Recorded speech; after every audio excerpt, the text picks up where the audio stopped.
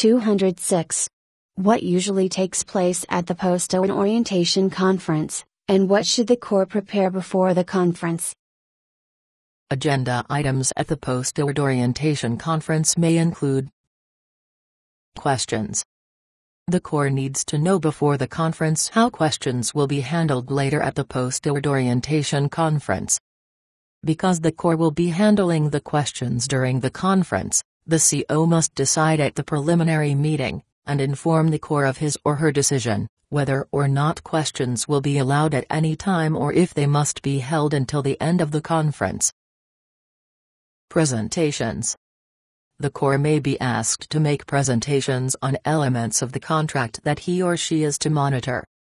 Possible presentation topics include clarification of technical issues, security requirements, labor policies, environmental considerations, safety considerations, procedures for using government facilities, payment procedures, obtaining government property provided by the contract, first article testing procedures, monitoring methods, acceptance procedures, issuing task orders, the chain of command for making changes or responding to inquiries, the past performance file.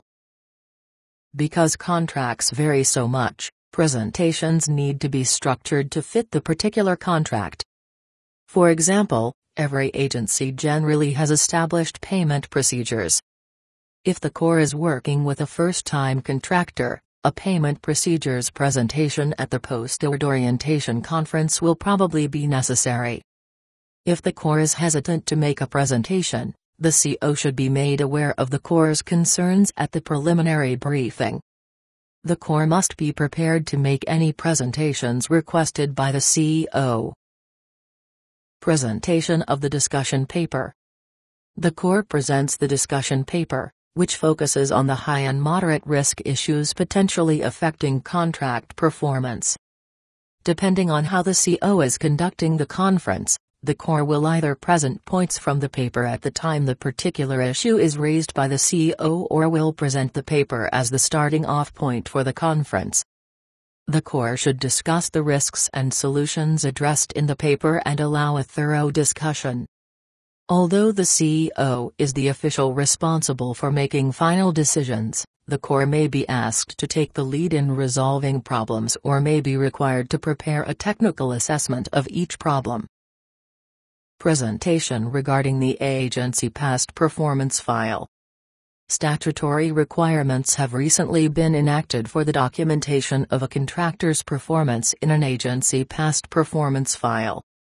The inclusion of adverse information in the file could result in the contractor not receiving future contracts. This point must be addressed at the preliminary meeting and brought to the contractor's attention during the conference.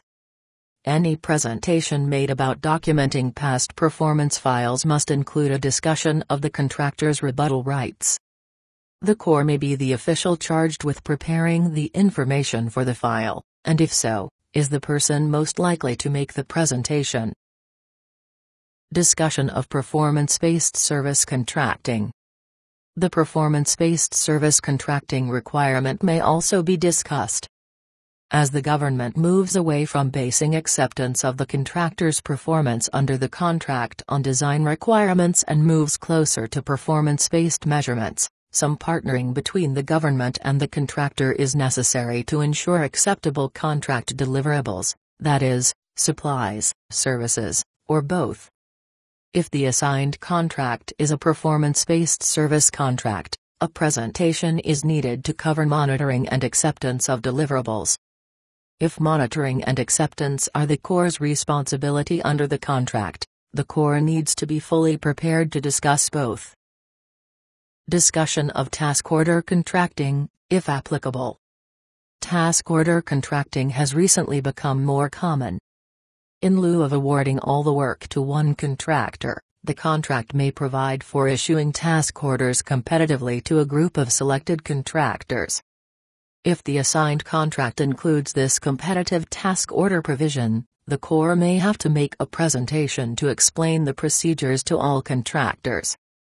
Task order contracting will be discussed later in this chapter in the section entitled Task Order Contracting.